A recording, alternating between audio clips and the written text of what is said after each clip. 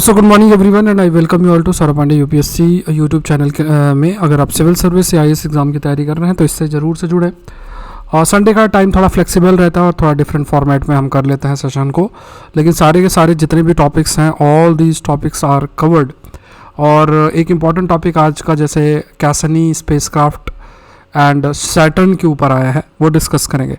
Sunday का जो session है इसमें ज्योग्राफी एनवायरनमेंट के टॉपिक्स आते हैं और पॉसिबिलिटी होती है कि जो इश्यूज़ आपके न्यूज़ में रहते हैं उनसे भी काफ़ी अधिक जो प्रश्न है वो आपको देखने को मिलते हैं। फॉर एग्जांपल अभी आज बहुत अच्छा आर्टिकल, एक आर्टिकल 370 जो आर्टिकल है उसमें ऑनरेबल सुप्रीम कोर्ट का जो वर्डिक्ट है उस कंटेक्स्ट में बहुत अच्छा आर्टिकल आया जिस ओपिनियन को आप कैरी कर सकते हैं, मेंशन कर सकते हैं, हाईलाइट कर सकते हैं। सो आज के जो टॉपिक्स हैं, एक Cassini and Saturn, woolly dogs, pangolin, electrocaloric device, H1N1, CT scan, verdict on article 370 and federalism, ये सारी चीज़ें जो है हम लोग डिस्कस करेंगे। कैसनी ये भी साइंस का टॉपिक है, एनवायरनमेंट का टॉपिक है, ये साइंस का टॉपिक है। H1N1 की अगर बात किया जाए तो this topic is related with science. CT scan science का टॉपिक है and this is related with polity. Verdict on article 370 and federalism. कोई क्वेरी है तो इस नंबर पर आप मुझे रीच कर सकते हैं। ये क्वेश्चन मैंने आपको फ्राइडे को दिया था। ये सौरभ पांडे CSE ऐप ज़रूर से आप डाउनलोड करें, ये भी बहुत इंपॉर्टेंट है। और एग्रीकल्चर ऑप्शनल ऑलरेडी लॉन्च हो चुका है, सेकेंड बैच ज़रूर से ज्वाइन करें। प्राइस बहुत ही कम है, लाइक अगर आप चाहें तो पूरा का पूरा ऑप्शनल आपका अराउंड 7,000 रुपीज़ में पूरा ऑप्शनल कंप्लीट हो जाएगा। सारे लेक्चर्स आप एक्सेस कर देंगे जिसमें लाइव और रिकॉर्डिंग का है। तो अभी कुछ दिन ऑफर चल रहा है, फिर ये प्राइस आपका इंक्रीज़ हो जाएगा। तो 3 मंथ्स का आप लोग सब्सक्रिप्शन ले सकते हैं और उसके बाद आप जो है एग्रीकल्चर ऑप्शनल अपना कंप्लीट कर सकते हैं। अगर आपको सैम्पल वीडियोज़ और देखने हैं तो कुछ लेक्चर्स मैंने डाल रखे हैं, प्लेलिस्ट में आपको मिल जाएंगे, तो वो आप गो थ्रू हो जाएं। ये बहुत ही इंपॉर्टेंट मेंटरशिप प्रोग्राम है जो कि इस साल के जो अगर आप तैयारी कर रहे हैं तो इससे आप मुझसे ज़रूर से जुड़ें। और ये इस प्रोग्राम के बारे में मैंने हिंदू सेशन के पहले भी डिस्कशन कर रखा है। इसमें सारी चीज़ें डिस्कस की जाएंगी और I will be your mentor. आपको टारगेट मिलेंगे, रिव्यू होगा उन टारगेट्स का, PIQs, एक मतलब मोमेंटम बन के चलेगा, कहाँ से क्या पढ़ना है, कैसे पढ़ना है, कोई क्वेरी है वो रीच हो सकती है। ये सारी चीज़ें, नॉन ट्रेडिशनल सब्जेक्ट्स को कैसे फोकस करें, ये सब इस मेंटरशिप प्रोग्राम के अंदर रहेगा। ये प्रोग्राम भी आपको सौरभ पांडे CSE ऐप में आपको मिल जाएगा। तो शुरू करते हैं, ये डिस्कस करते हैं। पहला टॉपिक है additional organic molecules found in Enceladus plume. तो ये साइंस का टॉपिक है, खासतौर से प्रीलिम्स में। इसमें कोई मेंस का प्रश्न आपका नहीं बनेगा, there will be no questions on mains. So देखो, इसमें कहा गया कि कुछ मॉलिक्यूल्स मिले हैं मिथेनॉल, इथेन और ऑक्सीजन के, जो कि गैसियस प्लूम सैटर्न मून एनसिलिडस के द्वारा, जैसे क्या कहा जा रहा है कि जैसे जो ये आपका सैटर्न है, सैटर्न का एक मून है एनसिलिडस, उसमें ये जो गैसियस प्लूम निकल रहे हैं इसमें कुछ नए मॉलिक्यूल्स भी देखने को मिले हैं जिसमें ऑक्सीजन भी है। ये आपका हाईलाइट किया जा रहा है। तो देखो, लाइफ एक केमिस्ट्री है, मतलब बहुत सारे डिफरेंट मॉलिक्यूल्स की ज़रूरत है जो कि लाइफ को सस्टेन कर सकती है। और हमारा शरीर भी, उससे भी डिफरेंट बायोमॉलिक्यूल्स भी आपके प्रेजेंट रहते हैं। सो कैसनी जो स्पेस क्राफ्ट है उसने एक लार्ज प्लूम्स ऑफ मटेरियल उसको डिस्कवर किया था 2005 के अंदर। एंड ये कहा गया कि वो जो मून है उस मून में कुछ ऐसे आइसी सरफेस है, वहाँ से ये प्लूम अराइज हो रहा है। जैसे ये जो आपको ये गैस टाइप ऊपर की तरफ ऐसे अगर देखोगे ना, ये ऐसे निकल रहा है, इसी को प्लूम बोला जा रहा है। This is called as plume. Plume शब्द इसके लिए इस्तेमाल किया गया था। तो कैसनी बेसिकली क्या है, ये 1997 में लॉन्च किया गया था और ये फैक्ट्स आप लोग देख लो।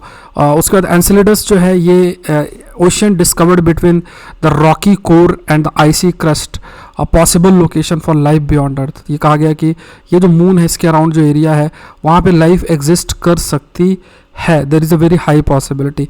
एक टाइटन करके भी इसका मून है, इस पर इंटरनल लिक्विड ओशन प्रेजेंट है and hundreds of lake of methane और इथेन जो है इसके अंदर प्रेजेंट है। तो टाइटन भी अगर आपसे पूछे कि ये क्या है तो सैटर्न का ही एक सैटर्न का ही एक ये मून है और उसमें आपके 100 ऑफ लेक्स ऑफ मीथेन और इथेन जो है वो देखने को मिलते हैं। तो एक तो सैटर्न का, एक तो एनसिलिडस, दूसरा आपको टाइटन, दो ये ध्यान में रखना है। एंड ये ह्यूजन करके है, ये a probe transported to Titan. It's a probe जो कि ट्रांसपोर्ट किया गया है, probe transported to Titan. Titan मतलब आप कह सकते हैं कि जो टाइटन मून में जो सेंड किया गया है उसका नाम है, जो कि टाइटन में जो भी डेवलपमेंट है उसको आपका देख रहा है। अब इसमें ये कहा गया कि जैसे पहले भी कई सारे जो मॉलिक्यूल्स हैं जैसे मान लो ये प्लूम है, प्लूम में जो गैस रिलीज हो रही है तो कई सारे दूसरे मॉलिक्यूल्स पहले भी जाने गए हैं, जैसे हाइड्रोजन साइनाइड प्रेजेंट है, प्रोपालाइन प्रेजेंट थी, इथेन प्रेजेंट था, मिथेनॉल प्रेजेंट था, ऑक्सीजन प्रेजेंट, बट ये कुछ एक्स्ट्रा जो मॉलिक्यूल्स हैं उनको भी डिस्कवर किया गया। अब मान लो ये मॉलिक्यूल्स प्रेजेंट है तो इससे क्या होगा, पॉसिबिलिटी बन जाती है कि अगर ऐसे मॉलिक्यूल्स यानी कि केमिस्ट्री अगर रहती है so there is a possibility कि आपके पास जो माइक्रोबियल है, माइक्रोब्स हैं कुछ प्रेजेंट हो सकते हैं और लाइफ सपोर्ट हो सकती है। देखो लाइफ सपोर्ट का मतलब ये नहीं कि हम और आप रहने लग जाएं, लाइफ सपोर्ट का मतलब इवन जो माइक्रो ऑर्गेनिजम्स हैं, ये छोटे ये जीव हैं, अगर ये भी सस्टेन कर जाए तब भी कुछ सालों में आप कह सकते हैं, कुछ सालों का मतलब 10,000 20,000 50,000 कितने भी ऐसे सालों में लाइफ धीरे धीरे वहाँ पे जो है धीरे धीरे लाइफ आपकी वहाँ पे सस्टेन कर सकती है। नेक्स्ट देखते हैं, ये भी प्रीलिम्स का ही क्वेश्चन बनेगा साइंस के अंदर, इसको आप नोट कर सकते हैं। Study reveals history of a Coast Salish woolly dogs, they are talking about the woolly dog. तो डीएनए एनालिसिस हुआ है 19th सेंचुरी के डॉग का और उस बेसिस में इन्होंने प्रोवाइड किया है कि क्यों जो कोस्ट सैलिस है ना, आपको याद रखना है अगर आपसे पूछे कि कोस्ट सैलिस रिसेंटली न्यूज़ में था तो क्या है, तो basically it's a woolly dog and ये ऐसा डॉग है जो ऑलमोस्ट एक्सटेंट हो चुका है एंड यहाँ पे मतलब इसके बारे में स्टडी करना कि जो ये कोस्ट सैलिस वहाँ पे लोग जो प्रेजेंट थे, जो रहते थे, तो वो बेसिकली प्रयास करते थे कि कैसे इस जो ये डॉग है, इस डॉग की जेनेटिक्स को मेंटेन करा जाए। जेनेटिक्स मतलब कुछ भी ऐसा, जैसे मान लो कोई डॉग है उसकी अगर किसी दूसरी ब्रीड से क्रॉस करा दिया तो उसका जेनेटिक्स अफेक्ट होगा, तो यहाँ पे क्या है उसकी उस डॉग के जेनेटिक्स को मेंटेन करने के लिए, तो ये भी पता चल रहा है कि उस समय भी जो एक प्रकार से जेनेटिक्स एस्पेक्ट है उसके बारे में उनको काफ़ी जानकारी आपकी थी। नेक्स्ट देखते हैं, mapping illegal pangolin poaching from Africa to Asia. Pangolin के बारे में इस पर डिस्कस करेंगे, इसको एनवायरमेंट कैटेगरी के अंदर आप इसको नोट कर लेना। सेशन अगर आप देख रहे हैं तो लाइक बटन जरूर से प्रेस करें और चैनल को देखो जरूर से सब्सक्राइब करें। अब तो बच्चे भी कमेंट करने लग गए, बोले सर इतने महीने हो गए आपके सब्सक्राइबर इतने ही हैं, अब क्या बोला जाए। देखो हमारी तरफ से तो मेहनत हो ही रही है पूरे, अब या तो फिर मैं भी उस टाइप का कंटेंट बनाऊं कि जानिए पार्लियामेंट में जिन्होंने हमला किया है वो कौन है, उनके घर में कौन कौन है।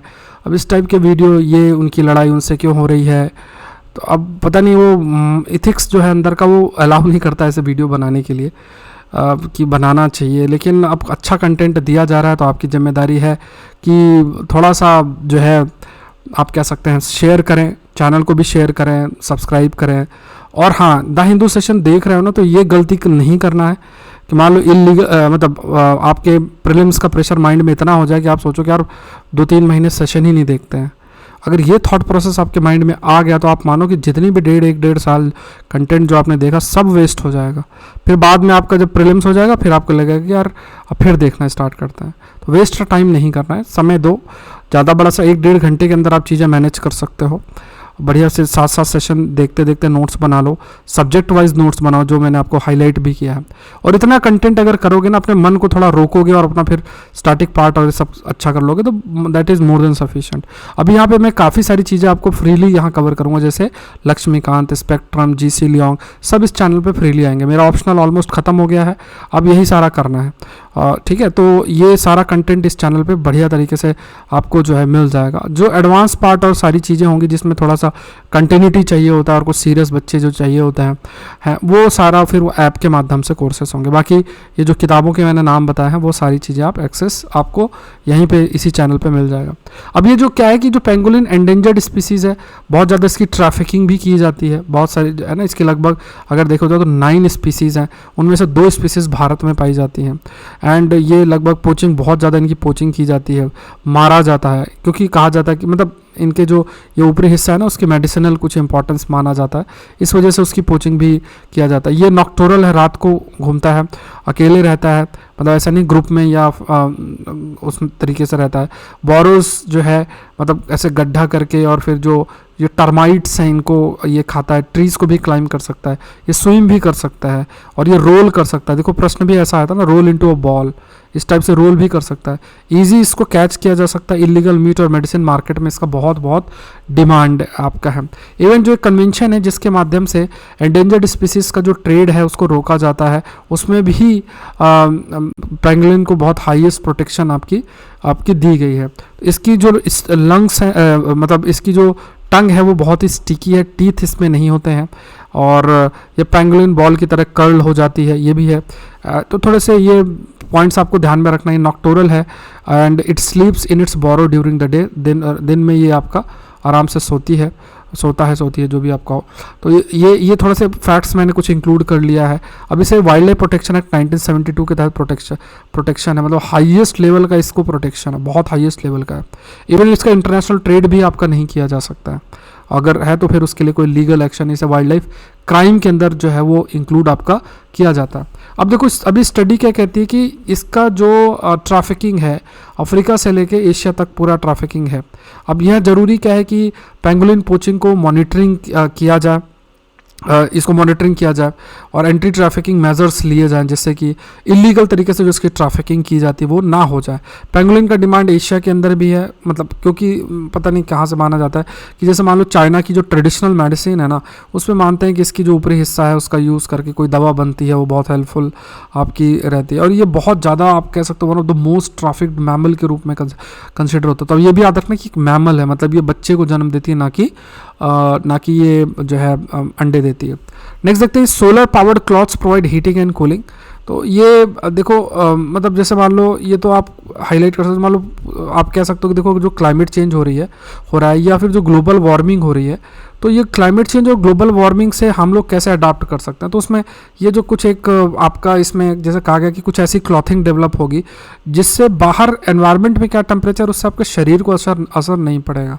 अब ऐसी क्लॉथिंग भी फ्यूचर के अंदर हो सकती है, क्योंकि जैसे अगर आपको बाहर जाना है, बाहर बहुत हाई टेम्परेचर है, लो तो नहीं होगा लेकिन हाई टेम्परेचर है, अगर हम अपने देश की बात करें तो वहाँ पर वो कैसे सर्वाइव करते हैं, उसमें ये क्लॉथिंग हेल्पफुल हो सकती है। तो यहाँ पे एक सोलर सेल और इलेक्ट्रो कैलोरिक डिवाइस है।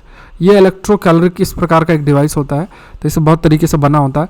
तो ये क्या है, यहाँ पे इन्होंने सोलर पावर्ड क्लॉथिंग क्रिएट किया, जिससे कि जो बॉडी है बाहर के टेम्परेचर के बेसिस में अडाप्ट कर सकती है और हमारे शरीर को बाहरी जो भी टेम्परेचर आप कह सकते हो या कूलिंग वार्मिंग जो भी है, तो उससे हमारा शरीर इतना अधिक जो है उस पर असर नहीं पड़ेगा। एंड ये आप कह सकते हैं कि इसे जो कन्वेंशनल क्लॉथिंग टाइप्स है उसकी जगह इसका इस्तेमाल धीरे धीरे फ्यूचर में बढ़ सकता है। नेक्स्ट देखते हैं significance of influenza A H1N1 case in the UK. Influenza A H1N1 जो केस है यूके के अंदर, उसके कुछ पॉइंट्स देख लेते हैं। तो कुछ सेवरल सब टाइप्स ऑफ इन्फ्लुएंजा वायरसेस हैं।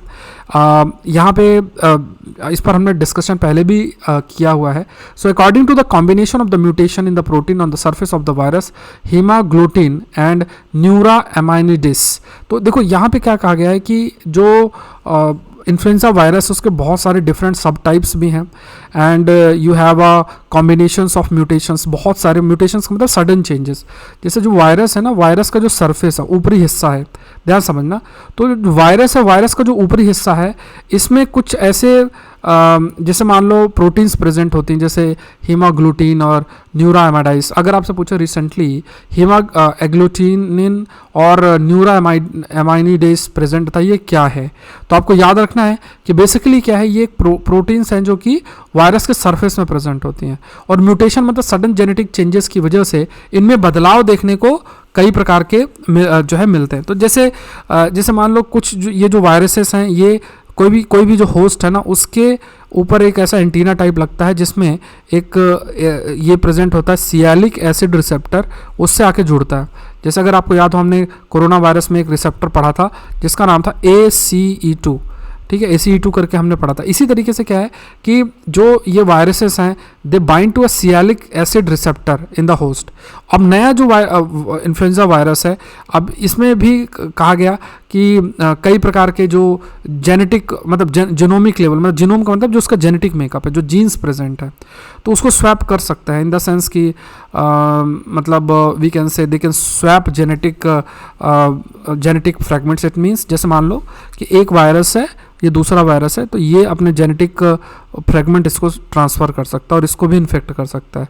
तो एक तो पुराने वायरस थे और अब क्या है, म्यूटेशन या बदलाव की वजह से नए वायरसेस जो हैं वो बन रहे हैं, और ये जो नए वायरसेस हैं वो दूसरे वायरस को भी इन्फेक्ट कर सकते हैं, मतलब जेनेटिक फ्रैगमेंट्स का ट्रांसमिशन जो है वो कर सकते हैं। तो इन्फ्लुएंजा A H1 ये भी एक टाइप है इन्फ्लुएंजा का, और जनरली ये अगर देखा जाए तो पिग्स में पाया जाता है, ह्यूमन्स इससे इतना अफेक्ट नहीं होते हैं। लेकिन अगर देखा जाए, ये भी कहा गया है कि बहुत ज़्यादा क्लोज कांटेक्ट में अगर रहते हैं then there is a possibility कि स्प्रेड आपका हो सकता है। फिर जीनोम सीक्वेंसिंग के माध्यम से, कमेंट सेक्शन में बताओ जीनोम सीक्वेंसिंग क्या है, बहुत बार डिस्कस किया है। इसके माध्यम से अगर देखा जाए तो इसमें कहा गया कि एक ये वायरस है, ये देखने को मिल रहा है। तो ये different types of viruses emerge हो रहे हैं। अब ये जो डिफरेंट वायरसेस इमर्ज भी हो रहे हैं, ये बेसिकली क्या है कि म्यूटेशन की वजह से इमर्ज हो रहा है। मतलब वायरस बहुत ज़्यादा अनस्टेबल भी होता है, तो उसमें अगर बाहरी एनवायरनमेंट चेंज हो तो खुद भी वो बदल लेता है, म्यूटेट बहुत तेज़ी से जो है वो करता है। सो ये while distinct from recent human cases of AH1N1, इसका जो जेनेटिक मेकअप है it showed similarity to swine influenza virus found in UK and no other mutation of the concern have been detected in this virus. तो मतलब देखो, ये तो कुछ जानकारी इन्होंने जो है प्रोवाइड की है कि इसका जो ये जो नया वायरस है 1H.1.1 करके है, तो ये बेसिकली ये जो स्वाइन इन्फ्लुएंजा वायरसेस है उसके प्रति सिमिलर है, उसकी तरह है, और UK में जो मिलता है। ऑल्दो ये पॉसिबिलिटी है कि मतलब देखो केयर तो रखना ही है। अगर कोई इंसान है वो कुछ मतलब इन वायरसेस के क्लोज कांटेक्ट में आता है तो ये वायरसेस जो हैं और तेज़ी से स्प्रेड हो सकता है।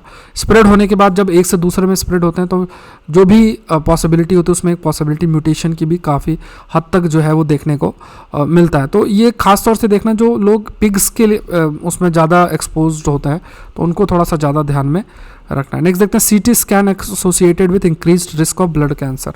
तो देखो बचपन से भी आप पढ़ रहे होगे, तो ये साइंस टेक का टॉपिक है। साइंस टेक के अंदर इसको नोट करना। देखो जैसा मैंने आपको कहा कि ये सारे के सारे जितने भी ये टॉपिक्स आते हैं संडे के द हिंदू सेशन के अंदर, तो ये ज्योग्राफी एनवायरनमेंट साइंस के कैटेगरी में, और कोई जो वीक का बढ़िया इशू होता है उस पर ये लोग आर्टिकल लिख के भेजते हैं। एक हम आर्टिकल 370 के वर्डिक्ट को भी डिस्कस करेंगे, और इसलिए मैंने थोड़ा वेट भी आप लोग के लिए किया था कि मैंने कहा था कि ये सब टॉपिक्स ऐसे हैं कि जिनमें अच्छा कंटेंट आपको लिखना पड़ेगा, बहुत ज़्यादा ओपिनियन से कैरिड अवे नहीं होना है। तो इसमें थोड़ा सा बहुत अच्छे तरीके से आर्टिकल एक आया है, उसको डिस्कस भी हम लोग करेंगे। दूसरा, ये हमारा जो टाइमिंग है द हिंदू का, वही 9 बजे के आसपास आ जाता है, वीडियो अपलोड हो जाता है मंडे टू सैटरडे। संडे को थोड़ा फ्लेक्सिबल रहता है। And again I am requesting channel को सब्सक्राइब करें, सेशन को लाइक करें, ये बहुत मैटर करता है। और जो है देखो मेहनत में तो कोई कमी नहीं हो रही है, कंटेंट भी आपको अच्छा दिया जा रहा है। और अभी मैं, क्योंकि एग्रीकल्चर ऑप्शनल खत्म हुआ, दूसरा बैच 1 तारीख से शुरू होगा जिसमें लाइव रिकॉर्डेड दोनों होंगी, तो आप लोग को वो क्लासेस सारी जितनी भी है बहुत ही कम अमाउंट में वो आप एक्सेस कर सकते हो। और अपने अभी भी पॉसिबिलिटी कि आप फरवरी फर्स्ट वीक तक, सेकेंड वीक तक अगर सारे जो लेक्चर्स एक साथ आ जाएंगे तो आप उनको एक्सेस कर सकते हो। सारे लेक्चर्स आपको 1 जनवरी से मिलना स्टार्ट हो जाएंगे, जो पहले बैच हो चुका है। और उसमें कुछ लाइव भी रहेंगे, रिकॉर्डेड भी रहेंगे, क्योंकि बहुत ही स्टैटिक सब्जेक्ट है, तो ज़्यादा दिक्कत वाली बात नहीं होगी आपको। तो पूरा गो थ्रू होकर आप 1-1.25 महीने के अंदर अपना जो ऑप्शनल है वो कंप्लीट कर लेंगे। तो वो ऑलरेडी ऑप्शनल लाइव है, बट अब मेरे लिए एक अच्छी चीज़ ये है कि अब मैंने बैच ऑलमोस्ट ख़त्म कर लिया है, पहला बैच जो हमारा एग्रीकल्चर ऑप्शनल का। अब हम लोग क्या करेंगे कि जो पॉलिटी के है, एनसेक स्पेक्ट्रम है, GC लियोंग है, सब यूट्यूब के अंदर मैं आपको करवाना स्टार्ट करूँगा। एनवायरनमेंट ख़त्म करा दिया है, एनवायरनमेंट का कुछ बेसिक पार्ट है, प्लीज़ गो थ्रू हो जाना उसके लिए, ठीक है। तो ये सब चीज़ें ध्यान में रखनी है। शुरू करते हैं कि CT स्कैन की बात करते हैं, उसका फुल फॉर्म याद रखना, कंप्यूटर टोमोग्राफी है। मेडिकल इमेजिंग के लिए होती है, एक मशीन सी होती है जिसमें अंदर डाला जाता है, अगर आपने देखा भी होगा कई बार। तो इसमें कहा गया कि there is a high possibility कि अगर हाई डोज हो तो उसमें कैंसर और ब्लड कैंसर जैसी प्रॉब्लम्स देखने को मिल सकती है। सो रेडिएशन डोजेज मॉडरेट लेवल पे इतना है टू हाई इतना तक हो सकती है। एंड ये बेसिकली कहा गया कि ब्लड कैंसर के लिए रिस्पॉन्सिबल हो सकता है। तो हाई डोजेज है, इसलिए अवॉइड करना चाहिए। बट जैसे जैसे डॉक्टर कमेंट भी करते हैं, जैसे ये आपका ये CT स्कैन हो गया, MRI हो गया, इस टाइप का है, तो इनमें कई हेल्थ इश्यूज भी होते हैं। कई बार छोटे बच्चों को इसलिए मना भी किया जाता है कि ना कराया जाए। तो यहाँ पे CT कंप्यूटर टोमोग्राफी स्कैन है, ये it helps health care provider detect disease and injuries. ये एक्सरेज की अगर बात करें, इसका इस्तेमाल करता है, मतलब एक्सरेज का जो है वो इस्तेमाल किया जाता है डिफरेंट इमेजेस क्रिएट करने के लिए, बोन्स, सॉफ्ट टिश्यूज़ को जानने के लिए, ऑर्गन्स, ब्लड वेसल्स, इनको स्कैन कर सकता है। तो आप सॉफ्ट टिश्यूज़, बोन, इनको ये स्कैन कर सकता है CT स्कैन की अगर बात किया जाए। एंड इसमें किसका इस्तेमाल होता है, एक्सरे है, और 2D इमेज इसमें क्रिएट आपकी होती है, और उस बेसिस में जैसे डॉक्टर्स जो है फिर देख के बता सकते हैं कि क्या इशू या क्या प्रॉब्लम जो है वो एग्जिस्ट करती है। आज टेस्ट 9 शेड्यूल्ड है, टेस्ट 8 हो चुका है, टेस्ट 9 आज शेड्यूल्ड है रात को 9 बजे। ये टेस्ट है एडवांस करंट अफेयर्स का सौरभ पांडे CSE ऐप में। टोटल 50 टेस्ट हैं, है ना। तो ये ध्यान रखना है इसको। मतलब मैं आपको यही कहूँगा कि बिल्कुल भी इसको आप छोड़े ना। PDF आपको मिलता, 7 टेस्ट के मैंने PDF डाल रखे हैं। 5am की सीरीज़ के भी सारे PDF डाल दिए हैं। तो जो इस टेस्ट सीरीज़ का हिस्सा बनेगा 5am का PDF भी उसको मिल रहा है। उसके अलावा भी बहुत सारी चीज़ें वो अवेल कर सकता है जो चीज़ें टेस्ट के अंदर हैं, ठीक है। तो ये बहुत इंपॉर्टेंट है और टेस्ट जो है आप लोग रेगुलर देते रहें। Let's move to the how will article 370 verdict impact federalism. तो आर्टिकल 370 पर बहुत अच्छा, जैसे हमने पहले भी डिस्कस कर रखा, ऑनरेबल कोर्ट ने क्या क्या बोला है, लेकिन इसमें एक बहुत अच्छे डिस्कशंस हैं। जब डिस्कशंस होते हैं ना तो वो हमें ध्यान में रखना चाहिए। ऐसे आर्टिकल्स मतलब संडे को मिल जाते हैं देखने को। अब इसमें हर एक डायमेंशन इन्होंने कवर कर लिया। अगर आप इंटरव्यू की तैयारी कर रहे हैं तो भी उस डिस्कशन को आप मेंशन कर सकते हैं। इसमें हर तरीके के points, view points, honourable court ने क्या बोला, सब कुछ इसमें मेंशन्ड है। तो आर्टिकल 370 पॉलिटी के अंदर आपको नोट डाउन कर लेना है। अब देखो एक चीज़ समझना यहाँ पे, पहले मैं स्टार्ट करने से पहले हम एक शब्द सीख लेते हैं, उसे बोलते हैं एसिमेट्रिक फेडरलिज्म। ये शब्द सीख लेना थोड़ा सा, मैं एक्सप्लेन करता हूँ आपको। एसिमेट्रिक फेडरलिज्म, देखो मतलब फेडरलिज्म क्या है, सेंटर और स्टेट के रिश्ते कैसे होते हैं। अगर सपोज करो सब एक समान हो, चाहे नॉर्थ ईस्ट के स्टेट्स और सेंटर के बीच के रिश्ते एक समान हो, या है ना, रिश्ते इन द सेंस जो संवैधानिक प्रोविजंस हो उस कंटेक्स्ट में, तो ऐसा नहीं है। यूनियन टेरिटरी के साथ सेंटर का अलग रिलेशंस रहता है। कुछ स्टेट्स होते हैं वो उनको शेड्यूल 5, शेड्यूल 6 या फिर कुछ स्पेशल आर्टिकल्स उनके तहत एक स्पेशल जो है उनको स्पेशल एक रिलेशन रहता है, उनकी ऑटोनॉमी रहती है। तो हम जो है एक समान सा सेंटर स्टेट के रिश्ते एक समान से हम फॉलो नहीं करते, मतलब हम सिमेट्रिक फेडरलिज्म नहीं है, हमारे एसिमेट्रिक है। और ये हमारे कल्चरल डाइवर्सिटी के लिए इंपॉर्टेंट। जैसे मान लो हमारी कोई ट्राइबल पॉपुलेशन किसी स्टेट में जाता है तो अब उसे ऑटोनॉमस लेवल पर मतलब उन्हें ऑटोनॉमी देना प्लस उनका कल्चर को प्रोटेक्ट करना जिम्मेदारी बनती। तो कुछ ऑटोनॉमी उनको दे दी हमने, दूसरे स्टेट में ऐसा हम नहीं प्रोवाइड करेंगे। तो ये क्या है, ये बेसिकली क्या है, ये this is an example of a asymmetric federalism.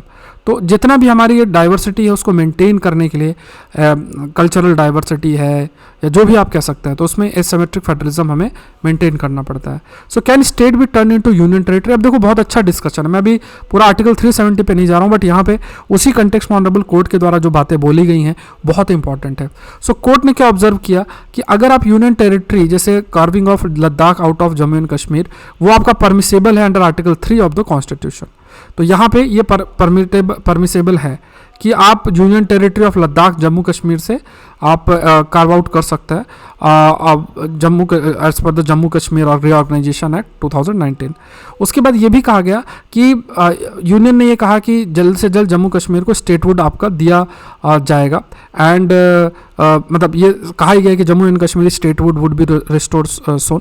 तो इसलिए फिर conversion of Jammu and Kashmir into union territory इसलिए वैलिड भी फिलहाल के लिए वैलिड है, क्योंकि ये कहा गया कि मतलब सरकार ने कहा है कि थोड़ा चीज़ें ठीक होने के बाद हम उसको स्टेटहुड प्रोवाइड कर देंगे। बहुत सारे ऐसे स्टेट थे जो पहले यूनियन टेरिटरी थे, फिर उनको प्रॉपर स्टेट बना दिया गया।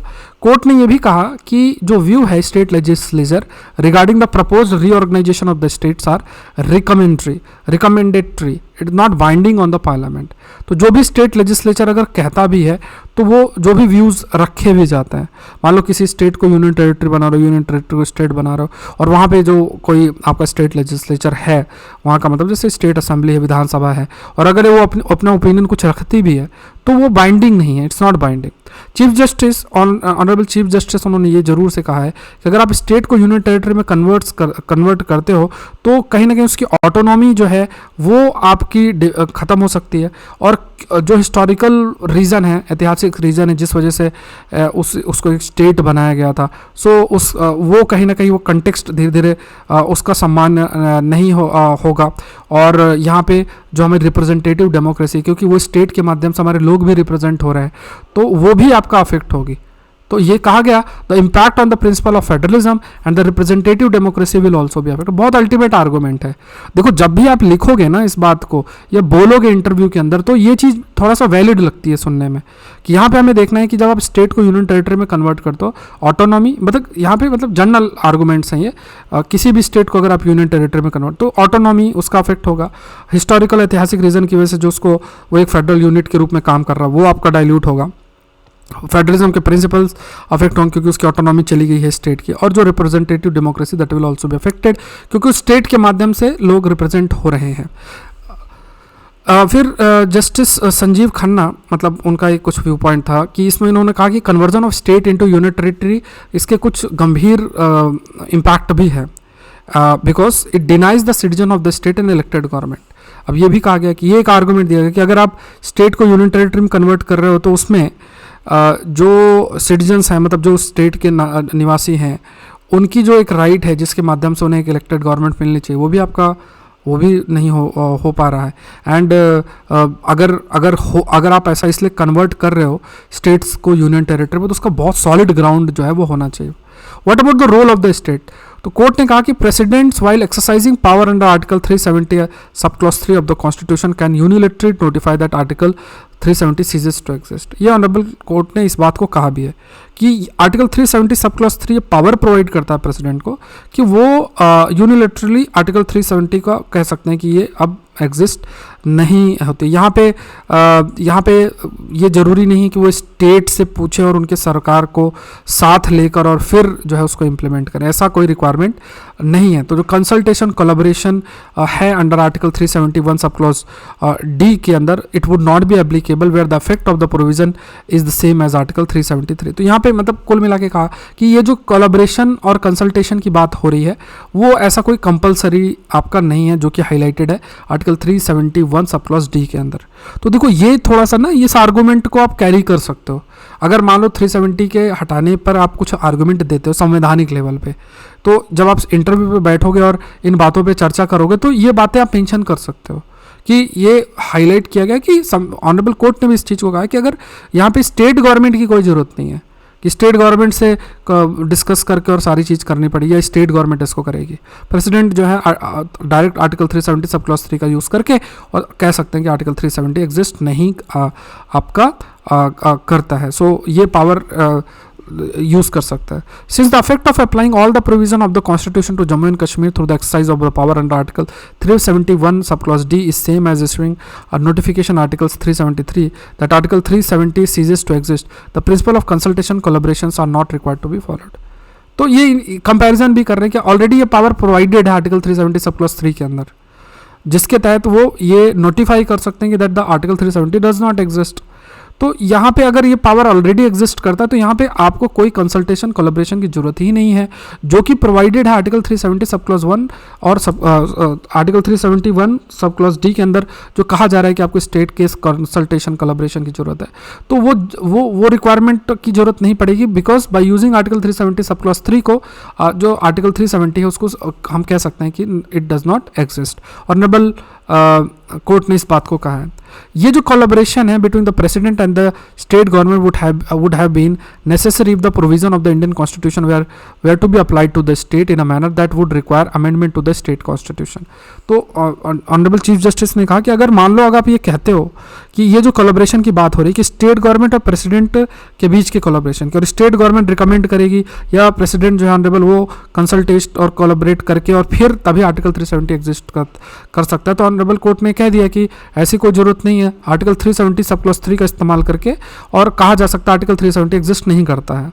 लेकिन अगर यही होता कि संवैधानिक प्रोविज़न जो है सारे के सारे जम्मू एंड कश्मीर रीजन में अप्लाई होते और उसमें एक चीज़ ये भी लिखी होती कि मतलब जैसे मान लो इंडियन कॉन्स्टिट्यूशन पूरे तरीके से अप्लाइड होता टू द स्टेट एंड ये रहता कि पहले आपको स्टेट कॉन्स्टिट्यूशन को अमेंड करना है और फिर कहीं जाके आप उसको यूज़ कर सकते हो। तो यहाँ पे इन द सेंस क्योंकि ऐसा नहीं है, like for example if the provision of the Indian constitution were to be applied to the state in a manner that would require the amendment to the state constitution, तो कोई भी collaboration अगर president और state government would have been necessary, ये necessary होता अगर सारे के सारे Indian constitutions were to be applied to the state in a manner, इस तरीके से कि जहाँ पे जो स्टेट कॉन्स्टिट्यूशन है उसमें पहले आपको अमेंडमेंट करना पड़ता। तो यहाँ पे पहले मतलब लाइक अगर ऐसा कोलैबोरेशन मान लो प्रेसिडेंट और स्टेट गवर्नमेंट का है तो उस कोलैबोरेशन के लिए हम अगर ऐसी कोई सुविधा होती कि पहले आपको स्टेट का जो कॉन्स्टिट्यूशन है सेपरेट उसमें कुछ आपको अमेंड करना करना और फिर जो है वो कोलैबोरेशन हम जस्टिफाई कर सकते हैं, बट ऐसा कुछ नहीं है, तो इट्स नॉट रिक्वायर्ड। तो ये थोड़ा क्या कहा गया, it was also pointed out that such collaboration between president and the state government would have been necessary if, मतलब इस तरीके का कोलैबोरेशन जरूरी होता। और ये कोलैबोरेशन कैसे, मतलब कि जहाँ पे कहा गया कि अगर आपको 370 हटाना है तो स्टेट का कंसल्टेशन जरूरी है, तो ऐसी स्थिति में स्टेट का भी संविधान होना चाहिए। तो यहाँ पे if the provision of the Indian constitution were to apply to the state in a manner that would require amendment to the state constitution, तो यहाँ पे ये तभी जरूरत होता जब हमारा संविधान इस प्रकार से एप्लीकेबल होता कि कुछ भी किया जाए तो उससे पहले जो राज्य है, मान लो जम्मू एंड कश्मीर है, उसके संविधान में आपको परिवर्तन करना पड़ता। तो बट ऐसा कुछ आपका नहीं है। So president through presidential order की बात करें तो यहाँ पे वो जो ensured a total application of the Indian constitution to the state to the effect that state constitution became inoperative. तो यहाँ पे मतलब ऑनरेबल प्रेसिडेंट अपने ऑर्डर के माध्यम से ये कह सकते हैं कि पूरा का पूरा भारत का संविधान इस पर अब लागू होगा। अब यहाँ पे स्टेट का कॉन्स्टिट्यूशन ऐसा कुछ आपका नहीं है, वो उसमें ऐसा उसकी कोई ज़रूरत नहीं है। तो ये ऑनरेबल कोर्ट के ऑर्डर से ये चीज़ इस्टेब्लिश आपकी हो चुकी। Why did the court specify about the president power, तो जो पेटिशनर है उन्होंने कहा कि clause 3 of article 370 makes it clear that the presidential power to abrogate article 370 was contingent on the recommendation of Jammu and Kashmir constituent assembly. मतलब ये कहा गया था ना कि मतलब स्टेट है, स्टेट की अपनी कॉन्स्टिट्यूट असेंबली होगी, वो कॉन्स्टिट्यूट असेंबली प्रेसिडेंट को रिकमेंड करेगी और उस रिकमेंडेशन के बेसिस पे ही ये आर्टिकल 370 से रिलेटेड डिसीजन लिया जाएगा कि इस आर्टिकल को हटाया जाए। लेकिन यहाँ पे कहा गया कि मतलब क्योंकि पेटिशनर से ऐसा कहा था कि जो प्रेसिडेंट के पावर है वो डिराइव इस तरीके से हो रहा है और मतलब प्रेसिडेंट अपने आप नहीं कर सकते, ऐसा पेटिशनर जो है ऐसा कहा था। तभी जो है ऑनरेबल कोर्ट ने आर्टिकल 370 सब क्लॉज 3 को कहते हुए और प्रेसिडेंट के पावर को डिफाइन भी किया। So court rule that even after the dissolution of the constituent assembly on January 26, 1957 the president power to abrogate the provision by exercise power under 3 subsist and could be exercise unilaterally. तो ये चीज़ कही गई कि देखो constituent assembly क्या है, वो संवैधानिक जो संस्था रहती है, मतलब ये कॉन्स्टिट्यूएंट असेंबली का गठन होकर फिर वो रिकमेंड करती संविधान बनाने के लिए सारा। तो यहाँ पे कॉन्स्टिट्यूएंट असेंबली भले एग्जिस्ट ना करे तो ऑनरेबल कोर्ट ने कहा तब भी पावर है प्रेसिडेंट के पास by using the article 370 sub clause 3, वो जो है प्रॉपर तरीके से आप ये कह सकते हैं कि मतलब आप यूनिलैटरली आर्टिकल 370 हटा सकते हैं। फिर चीफ जस्टिस ने उन्होंने कहा कि जो पावर है under article 370 sub clause 3 can not be exercise after the dissolution of the constituent assembly would lead to freezing of the integration contrary to the purpose of introducing the provision. तो ये भी चीज़ कही गई कि एकदम से जैसे कॉन्स्टिट्यूएंट असेंबली अगर खत्म हुई और एकदम से प्रेसिडेंट अपने इस पावर का इस्तेमाल करते हैं तो इससे जो इंटीग्रेशन का प्रोसेस है वो आपका अफेक्ट हो सकता है। सो ये क्या है कि जो पर्पस है आर्टिकल 370 का was to slowly bring Jammu and Kashmir, मतलब आर्टिकल 370 मतलब अभी एकदम से तो हम नहीं हटा सकते थे, धीरे धीरे इंटीग्रेशन की तरफ हम जाते एंड दूसरे जो स्टेट्स हैं उनके बराबर, और फिर आप कह सकते हैं कि फिर हम ये कह सकते हैं कि अब क्योंकि सारे स्टेट्स के बराबर तो अभी हमें कॉन्स्टिट्यूएंट असेंबली के गठन की ऐसी कोई ज़रूरत नहीं है और प्रेसिडेंट जो है यूनिलैटरली उस चीज़ को आर्टिकल 370 को कह सकते हैं कि अब इसकी ज़रूरत नहीं है। तो एसिमेट्रिक फेडरलिज्म, कोर्ट ने क्या कहा कि unlike the constitution of India there is a clear absence in Jammu and Kashmir constitution of reference to the sovereignty. तो कोर्ट ने इस चीज़ को हाईलाइट किया है कि यहाँ पे क्लियरली ये चीज़ ऐसा कुछ मेंशन नहीं है कि Jammu Kashmir constitution of a reference to sovereignty, मतलब सोवेरेनिटी होता है ना, जैसे मान लो भारत के कंटेक्स्ट में कि हमारी टेरिटोरियल इंटीग्रिटी और सोवेरेनिटी मेंशन्ड है, तो ऐसे जम्मू एंड कश्मीर के कॉन्स्टिट्यूशन में ऐसा कुछ ऐसा रेफरेंस टू सोवेरेनिटी टाइप कुछ ऐसा नहीं था।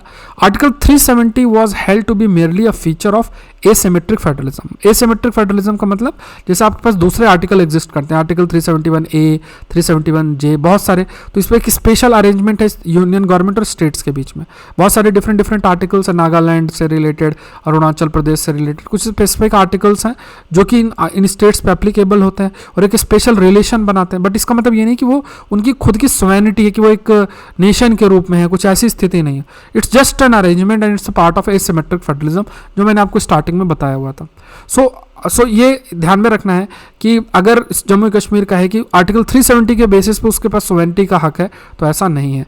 तो यहाँ पे ऑनरेबल जो प्रेसिडेंट है उनके पास ये पावर है, by using article 370 sub clause 3 ये किया जा सकता है कि now the article 370 does not exist, और यहाँ पे आप सोवेनिटी की दुहाई नहीं दे सकते हैं, इस चीज़ को नहीं कहा जा सकता। ठीक है, तो देखो बहुत ही कॉम्प्लेक्स है, इसको 2-3 बार सुन लेना, खास तौर से इंटरव्यू जो दे रहे हैं और मेंस की कंटेक्स्ट में भी बहुत इंपॉर्टेंट टॉपिक है।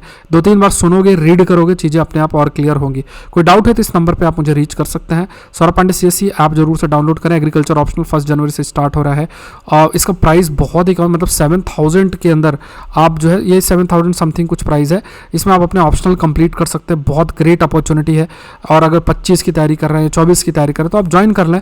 3 मंथ्स का सब्सक्रिप्शन लेना, क्योंकि इसमें 3 मंथ 6 मंथ कई सारे, 3 मंथ्स का सब्सक्रिप्शन ले लेना और अपना पूरा ऑप्शनल के सारे लेक्चर्स आप गो थ्रू हो जाना। और ये मेंटरशिप प्रोग्राम भी आपका शुरू हो चुका है, तो ये मेंटरशिप प्रोग्राम मतलब अभी पूरा हमने लॉन्च नहीं किया, 10 जनवरी से शुरू होगा। लेकिन इसमें क्या है कि जो लोग जुड़ते जा रहे हैं, एक लिस्ट बन रही है स्टूडेंट्स की, उनको एक मेल आएगा, मेल में क्या क्या सब्जेक्ट्स हैं, वो सब्जेक्ट्स में आपका क्या क्या सोर्सेस फॉलो किए हैं, तो एक इंडिविजुअल प्रिस्क्रिप्शन मेरी तरफ से होगा। बाकी सारा आपको मंडे को लाइव क्लास होके और आपको टारगेट दिया जाएगा, सैटरडे को रिव्यू होगा, फिर हम पूरे तरीके से प्रीलिम्स को टारगेट करेंगे। ये एक बहुत इंपॉर्टेंट प्रोग्राम होगा मेंटरशिप प्रोग्राम का, जिसके प्रयास है कि जो भी इसका हिस्सा रहे उनका जो चांसेस हों प्रीलिम्स क्लियर करने का वो बहुत इंक्रीज हो। ठीक है, ये ध्यान में रखना। तो ये सब चीज़ें आप रीड कर लो, ये सारी सुविधा रहेगी। तो आज के लिए इतना ही। आई होप ये सेशन हेल्पफुल रहा होगा। मंडे टू सैटरडे आपकी जो टाइमिंग होती है दैट इज़ अराउंड मतलब 9 बजे के आसपास आपका सेशन हो जाता है। कल कोशिश करेंगे 8:30 बजे सेशन होने की, और बाकी संडे को सेशन की टाइम थोड़ी फ्लेक्सिबिलिटी रहती है। Thank you everyone, thank you.